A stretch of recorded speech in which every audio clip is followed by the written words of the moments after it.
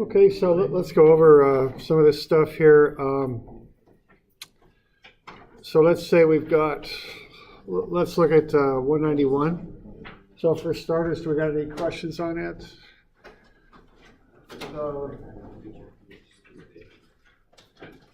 Kind of the approach on this stuff is step one, get a free body diagram, show the accelerations.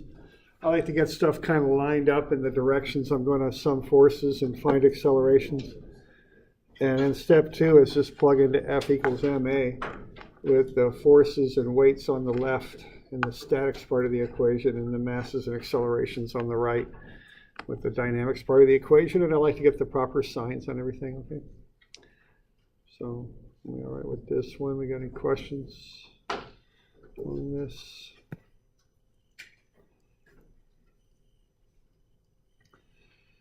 All right, so this one here, I'm going to focus on the weight, the mass that's being spun. So what's happening here is we've got a person spinning a weight around in a vertical circle. So, you know, that picture makes it apparent that that's what's going on. On a test or something, I'd probably have something like that up, just so we're all clear on that, okay? So what you're going to want to do is resolve the forces into the directions of the accelerations is probably what I would do. So I'd set up a normal and tangential set of axes for this. And so I'm going to get a free body diagram that looks something like that in the upper right. So to generate that thing, what I'm going to start with is I'm going to find the weight. So mass times gravity will get me the weight. And that's 5.89 newtons. Okay, so that's where I'd start, right there. And then what I'm going to do is break that up into components. And my goal here, I think, would be to set things up along the normal and tangential axes here. So I would essentially make the center of rotation into the center of the coordinate system and work out from there. All right, so now I need to do a bit of stuff with the angles to figure that out, to kind of figure out how to get things lined up here. So I got that 34-degree angle with the string at the instant I'm going to analyze it. And then, of course, I know that the weight acts down. So that's going to get me the right triangle that you see up there on the top, where I've got, bring this thing. Going to get me that. Okay. And so I've got 3490, which would be the difference between the horizontal and the vertical weight. And so 90 minus 30, or excuse me, 180 minus 90 minus 34 gets me 56 up in that upper right-hand corner. So that's kind of the sequence that I'd go through to get those angles figured out. Okay. And then once I've got that, I'm going to break up the forces into a right triangle. Now notice that the weight is the hypotenuse. So the 5.89 is the hypotenuse. And then the other two components come off of that. There's a right angle right there. So I know that that's 56 in there. So I can use that 56-degree angle, multiply the cosine of the angle by the weight, and I'll get the adjacent side, and that's 3.29. And then the sine of 56 times the weight will get me 4.89. Okay, so there are the two sides of the triangle. And what those are then are the two components of weight in the normal and tangential directions, and I've got them up there on the sketch. So that's probably the most challenging analysis you got to do is get those angles right and get that force broken up into components. Okay. All right, I think we've also got a bit of air resistance on that.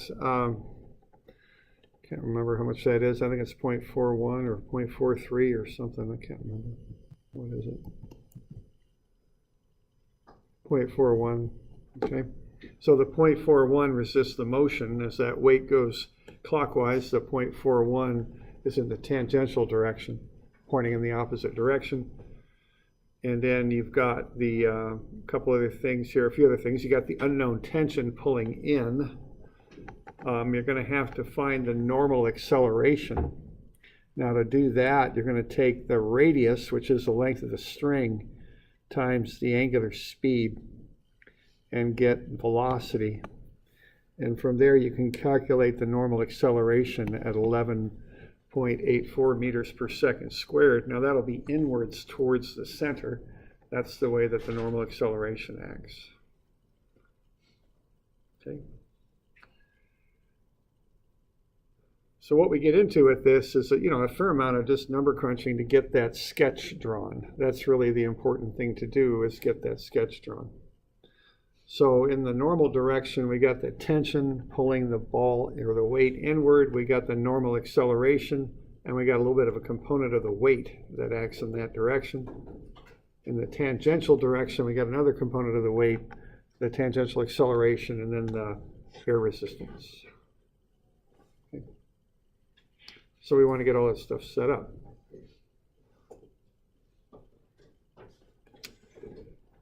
Now, once you've got it set up, then it's just a matter of just summing forces in the different directions and setting that equal to mass times acceleration. So the tension plus that component of weight, the 3.29, is equal to the mass times the normal acceleration. Notice I'm calling positive or to be down left. So that's positive right there. Okay. So the tension is positive, as is the component of the weight. That's the static stuff, the weights and forces, that goes on the left. And then the dynamic stuff, the mass times the acceleration, is also positive because it's down to the left, the acceleration is. And then I can work through that and find the tension, it's 3.81.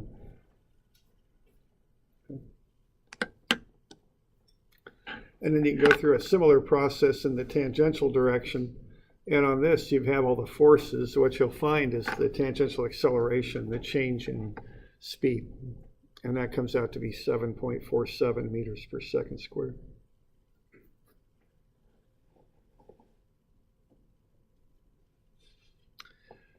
Any questions on that?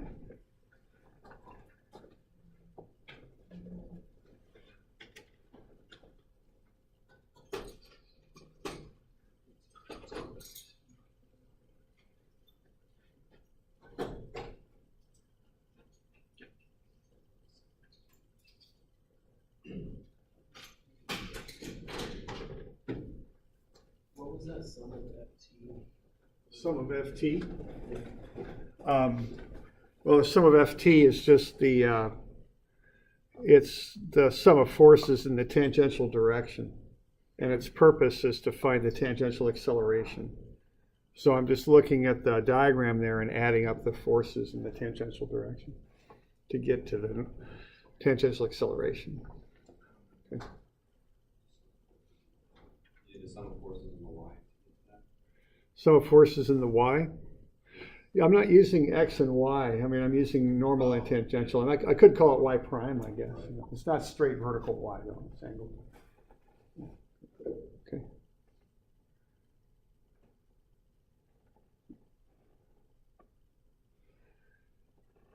Okay.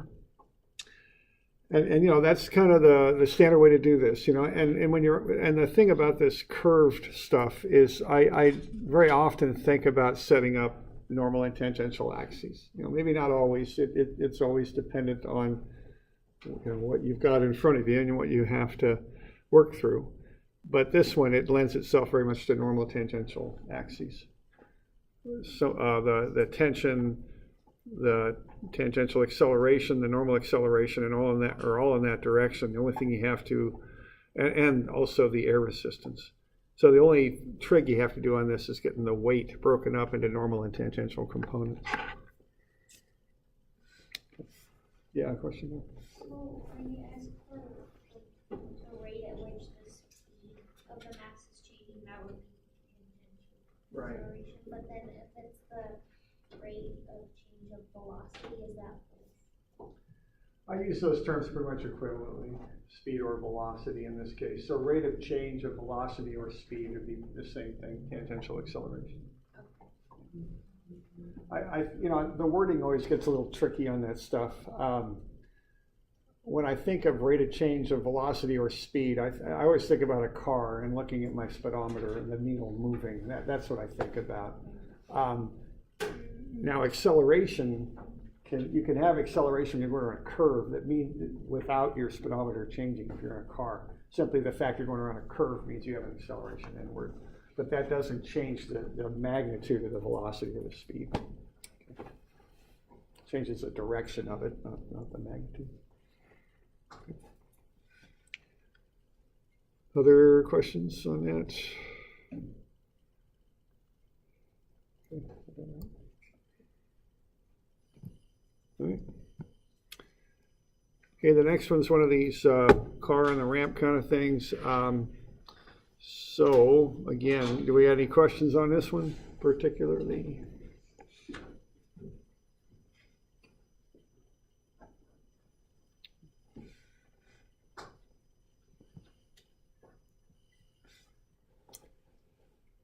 Right, now this one you want to start off, I think, with a good free body diagram. And what that is the weight, which goes down, the normal acceleration, which goes to the left.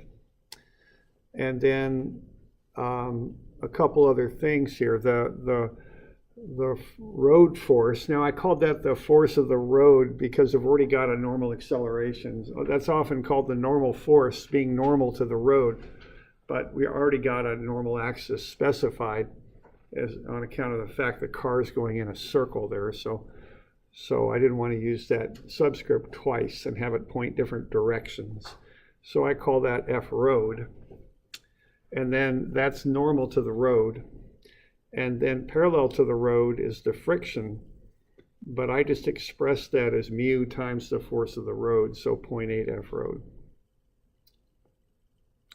So by writing it up like that, I get two unknowns, the force of the road and the normal acceleration, okay?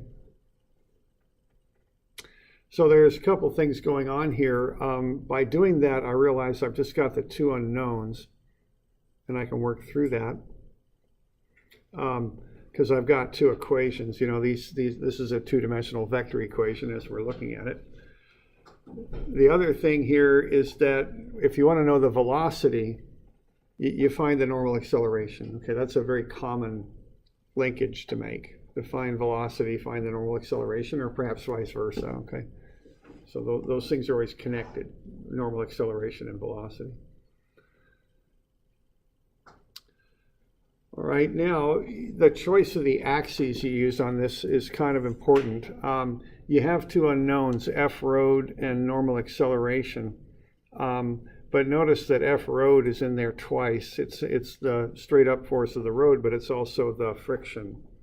So I think the cleanest way to approach this is just use straight up XY axes, because the x-axis is in the direction of normal acceleration. You know, they align. And we went over that in class, that the normal acceleration is horizontal because this circle here around which the car travels is in the horizontal plane. And then, so we're going to do that, okay? That would be the way to approach that. So if I go sum of Fy, even though neither of the road forces are in the y direction, but I've got two of them, and so I can do a little bit of trig and kind of work through my sum of Fy for the road. And then I won't involve the normal acceleration in that equation, so I can find a numerical answer for the force of the road by going sum of Fy, okay? Because it's the only unknown. And again, that kind of hinges on calling the friction 0.8 F road. So what I do there, I just go sum of Fy and set it equal to 0, because the car is not accelerating up or down. It's going in a circle, so it's accelerating horizontally in towards the center of the circle, but it's not accelerating up or down. So I can do statics there, okay? And I'm going to have minus 3,400 pounds plus And then I have to kind of watch my geometry here. I've got the 24-degree angle here between the force of the road and the vertical. Okay. So that'll be cosine 24 F road. And that's positive because it's up, and then I've got minus sine 24 times 0.8 F road. 0.8 F road is the force of friction. Okay. So I can work through that, and I can get to F road. Notice it's 5781. It's bigger than the weight of the car. Okay. Because part of that F road reacts to the weight of the car, and another part of it pushes the car inward to cause the normal acceleration, okay? Or part of the normal acceleration. So I start with that, and the good thing on that is I get a definitive answer for F road. It's 5781, okay? It's a numerical answer.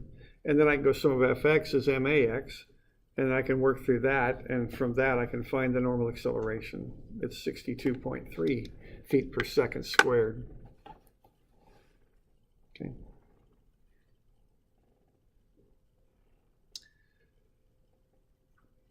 And then once I get to that, I can back into the velocity, because if I know the normal acceleration, I can find the velocity. It's 193 feet per second, and that's 132 miles per hour. Yeah, question there. Yeah, what is the 106 come from? The mass, Yeah, the 106 comes from the fact that that's the mass, and we're in the imperial English system. So gravity is 32.2. So we're just taking the weight and dividing out the gravity, and that's a mass in slugs is what it is. And keep in mind, I think here in school there's an awful lot of emphasis on the metric system in your science classes, I think. But when you get out working, it's a lot of English stuff too in this country. We still use that a lot. Surveying's done in feet, not in meters here. A lot of our designs are done in the imperial system. Yeah.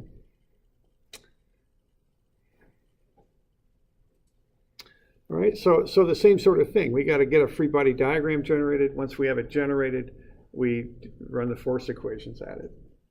Okay.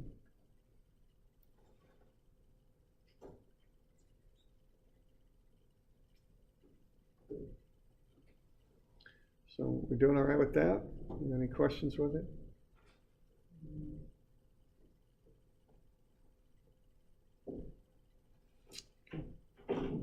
So you're using mu static for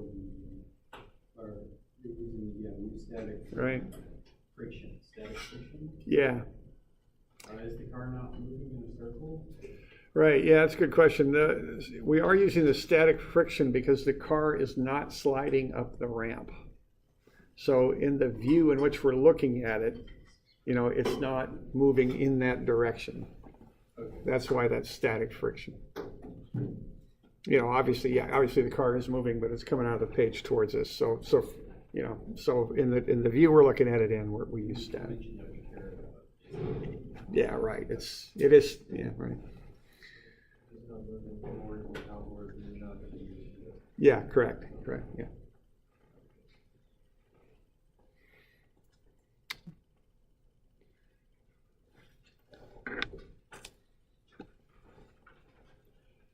Any other questions, sir?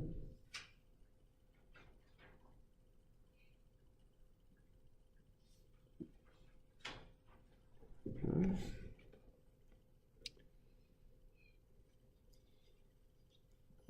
All right. Right now, the last one, we've got a snowboarder moving down a track or something like that. So let's have a look at that. So we got the snowboarder starting up there, 27 degrees from the horizontal, measured downwards, no velocity. We've got a constant acceleration for 7 seconds, just going down that track. Okay. And let's find the force of the track on the snowboarder at a time of 7 seconds. So this is going to involve a few things. The first thing you're going to have to figure out is where is the snowboarder at 7 seconds, okay? What's the position? You've got the radius and you got the acceleration.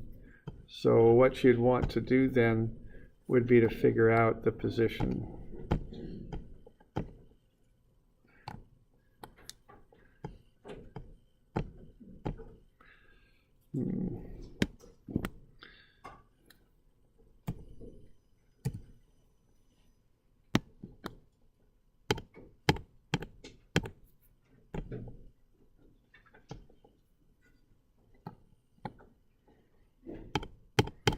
Having some problems with my pen here again. I'm not quite sure why, but I am.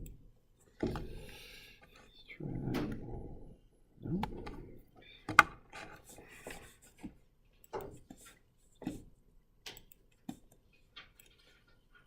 So we want to know where is the snowboarder at a time of 7 seconds. And that might involve finding that angle there, okay? So there's going to be a process on this. The first thing to do is to use that constant acceleration and figure out how far down the ramp the snowboarder is gone when the time is 7 seconds. Okay. So I just went ahead and did this constant acceleration equation right there. Use S equals S0 plus V0t plus 1/2 ACT squared. And from that you can find the distance traveled. It's 61.25 meters. So that's where I would start. Now the next thing to do here is to get the angular position, because that angle is going to affect the force of the track on the snowboarder. So to get an angle in radians, you just take the distance around the perimeter, which is what S is. Even though the snowboarder is traveling on that arc, what we're doing, we're finding the distance along the arc. That's what S is, 61.25 meters. That's what that is, okay? So if you take that arc distance divided by the radius, you get an angle in radians, and that's 0.681 radians. Okay, we can convert that into degrees, which I would tend to want to do because my calculator is set up to use degrees, and that's 39 degrees. Okay. So the snowboarder started at 27 degrees, as you see there from the sketch, and traveled another 39 down the track. So to there is 39 degrees right in there. So 39 and 27 gets you 66 degrees. So that's how far down the track the snowboarder is. Okay.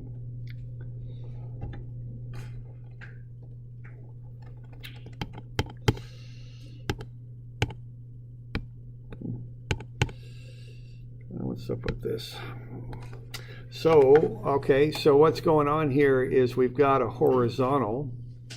We've got 66 degrees right there, and my pen isn't working right now, so I'm in a little bit of a disadvantage, but that's 66 right there. Now, what I'm going to want to do here is get this angle right there, I think, because that's the angle that I'm going to use to get that weight resolved in the normal and tangential directions. So if that's 66 down the ramp, and I'm going to want this angle here between the vertical and that 66 degree line, I'm going to take 90 minus 66 and get 24. Now you might do that a little differently than I did, but there you go. That's what we got. Okay. So that normal force, which would be on the curved track pointing in towards the middle of the track, makes a 24 degree angle with the vertical. Okay.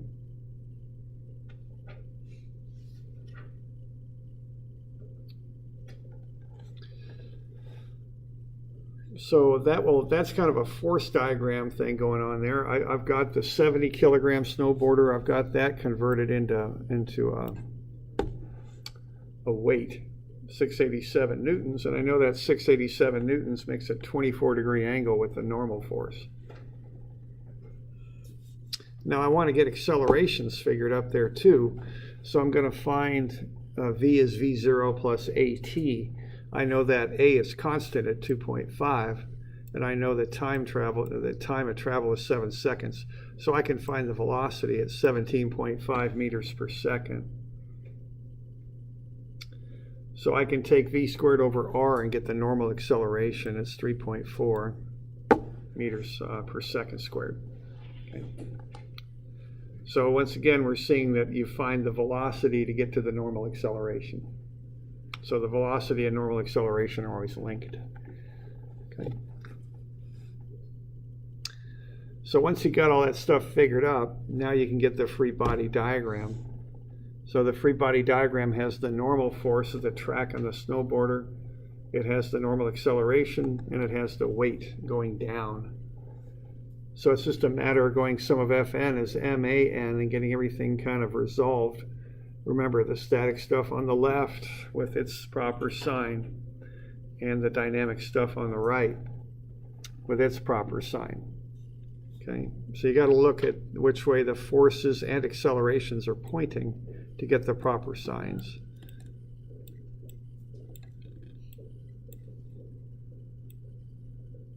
So that's positive right there, upright. Okay.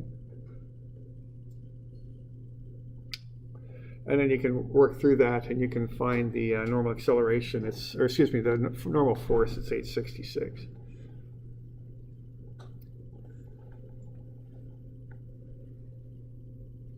Okay.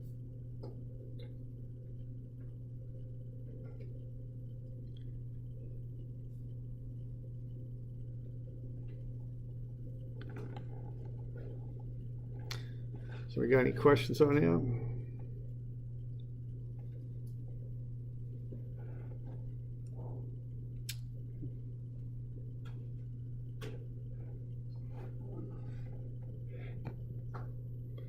all right?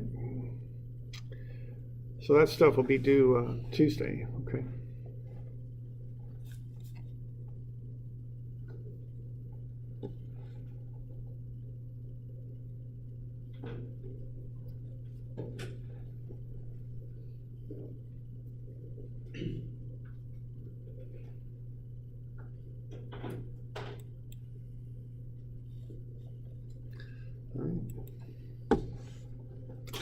So we'll keep going with work energy here, I think.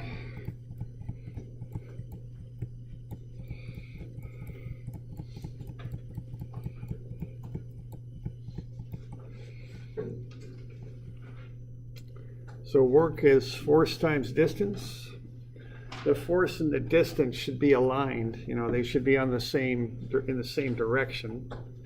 So that might involve using some trigonometry to get the relationship between force and distance. Okay, so it might be F cosine theta ds for that. So to get work, you just take force applied times the distance. That's basically about it. Now there's different kinds of work. Now energy is the ability to do work, is how I would define energy. So potential energy is weight times height. Declare a datum and measure the height of the weight above it. Okay. If you have a linear spring is when the force is equal to some constant k times the displacement s. If that's the case, the spring energy is 1/2 ks squared. So a linear spring would be a cylindrical spring with a constant pitch as it's wrapped. Okay. A nonlinear spring, they're usually conical in shape.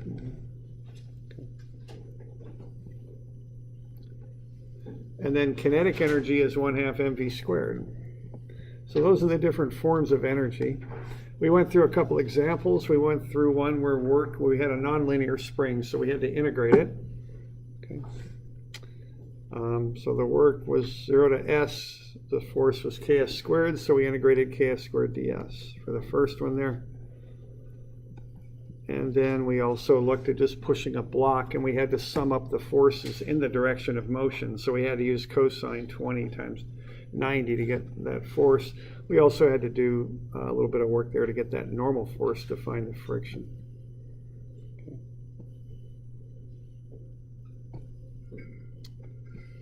So let's look at another aspect of this, and that's power. Okay.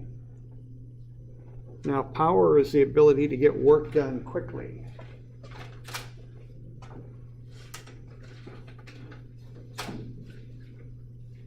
So an example of this might be if you have a tank that's full of water and you need to pump the water out of it. A small pump could do all that work. It might take a long time.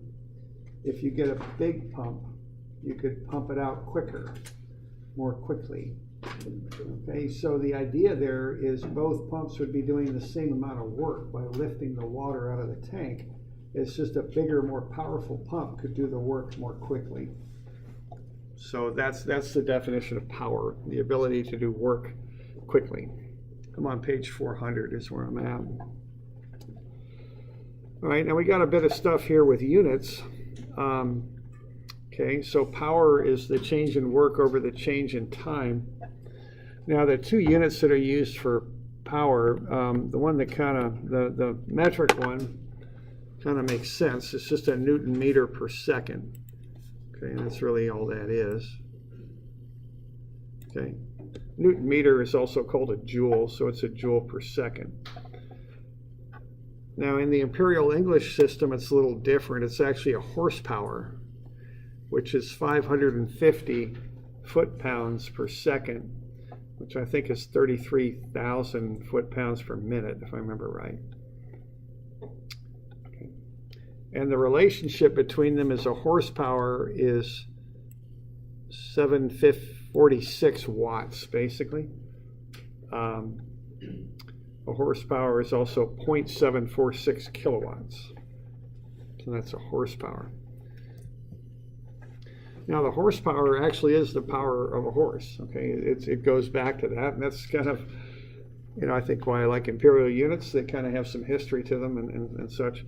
So this is back in the Industrial Revolution. They invented a steam engine, and kind of what was going on at that time was they were kind of moving beyond using wood as a fuel source for a few reasons. This is mostly in Britain, and they're nice oak trees they like to use to make ships out of because they had quite a navy there. So that was one reason, and I think they also wanted a more energy concentrated source of fuel. And so they had shallow coal deposits there. So they'd go underground and start digging the coal up. But of course, Britain has a pretty wet climate, so the groundwater table was high.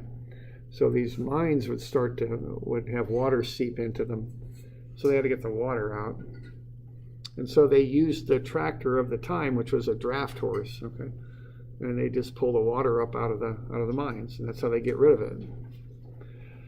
Okay, now someone invented the steam engine. I'm honestly not sure who that was, but there was James Watt actually improved it and started to market it. So they came up with these pumps that ran off of steam engines.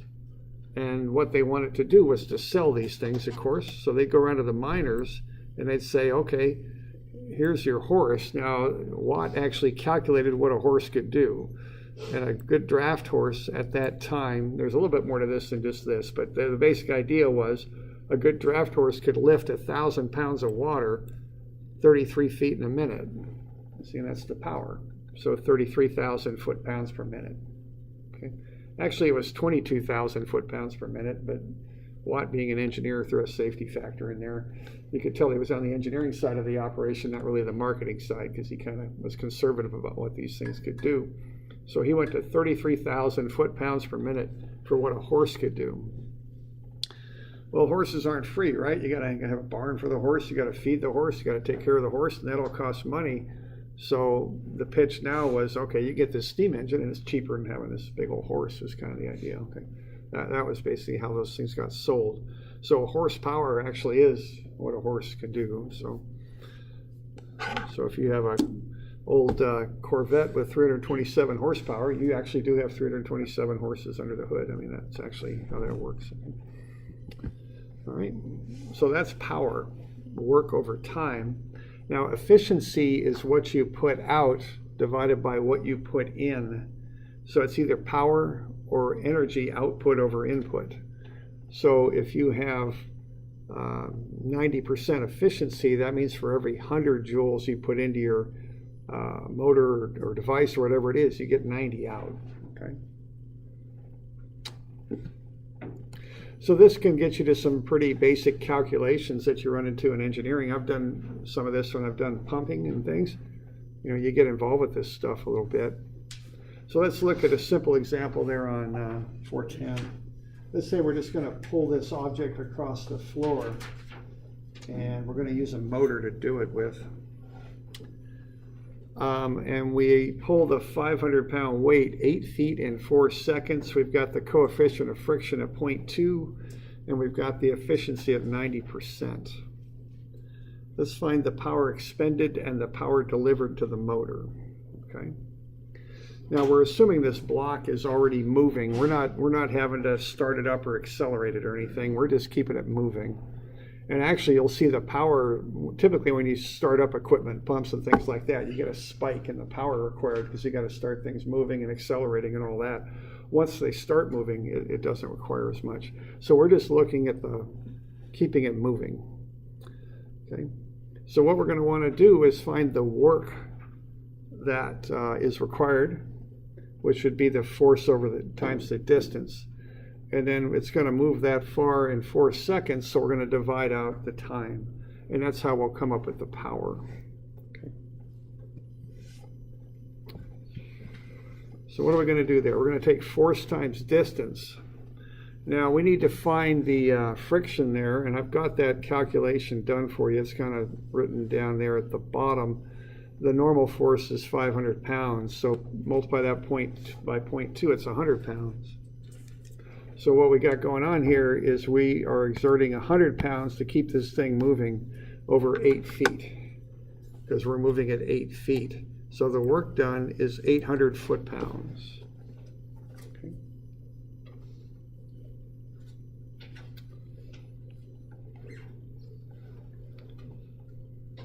All right, now we can look at this in different unit systems.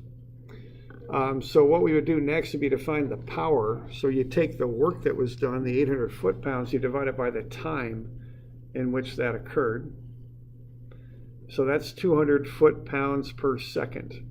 So every second, we're going to do 200 foot-pounds of work. That's the idea. So that's 200 foot-pounds per second. That's the power. But to get that into a recognized unit, you got to do this little conversion here. 1 horsepower is 550 foot-pounds per second. So if you run those numbers, you get 3.364 horsepower. Okay. That's what's output by the motor. Okay. And that's what you rate motors on, is what their output. Okay. So in realistic terms, you might have a half-horse motor to do just this particular job. You know, you'd want to oversize a little bit. Typically, you don't want to way oversize motors and pumps and things. That can lead to some problems, but okay. So we're looking at an output there of 0.364 horsepower. I could also convert that into kilowatts, or excuse me, watts. 271 watts is required there. Now that's what is being put out here, okay? So if you want to know what needs to come into the motor, you look at the efficiency. Now if we look at the efficiency, it's the output over the input. What we've got there is the output. So instead of taking input times efficiency as output, we've got to take output divided by efficiency as input. So what we're going to do there is take the output, which is 271 watts, divided by 0.9, we'll get 301 watts, 0.301 kilowatts. That's what has to go into the motor. So if there's 90% efficiency, you'll get 271 out of the motor. That's the idea. Okay. You could do the same thing with the horsepower. You get the horsepower required input to the motor. Now, as it happens in this country, as far as I know, we're still pretty much on horsepower. So if you look at what you're putting out and how to size that motor, here's the number you're going to use. That's how you buy motors, is based on horsepower in this country. But when you buy electrical power, we're in the metric system. We use kilowatt hours, the power times the time we use it for. So here's the number that you'd use to buy the power. Okay.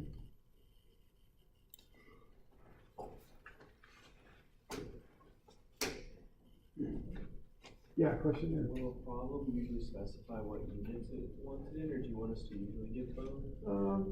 I'd usually, well, let's see. Normally, I have to kind of think that through. It's a good question. The question is, what units would you use in a problem? Well, why don't we have a look at one of the problems under this one? Let's see how it's worded. 212. A pump is designed to lift 180 gallons per minute. So this is number 212. 180 gallons per minute to a height of 49 feet. The pump is 90% efficient.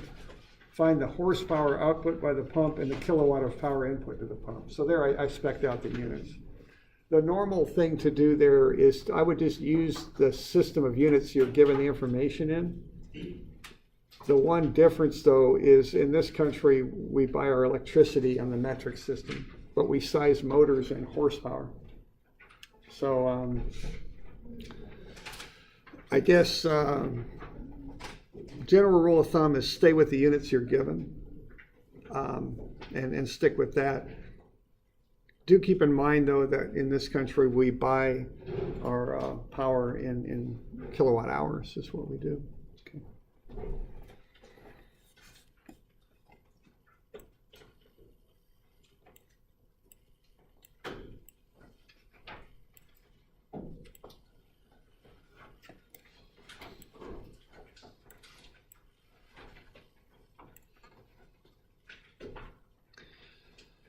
Oh, let's see. I'm just trying to think how to do this. I think I'll make this due Monday. We're having our test on Monday, aren't we? Okay, I'll get you a review for the test on Monday, so I won't make this due Monday. Obviously, that won't work. So, let's see. I think it'll have to be due Wednesday, right? Because that way we can cover it on Tuesday. Is that how that works? I think it is. So that'll be due Wednesday, okay? Of next week, because I know you got midterms and all this week, and I'll get you a test review tomorrow. I'll try and remember to do that, so you'll have that. That test will be Monday, and I think Wednesday is the 6th, if I'm not mistaken. Wednesday is the 6th. Okay, great, thanks.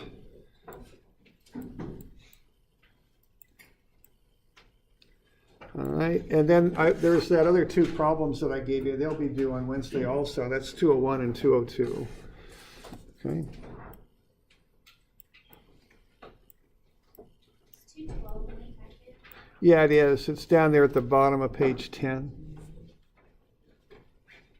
It's just written out. There's no sketch or anything. Just a little line, couple lines there at the bottom of page 10. All right, so we're good with that.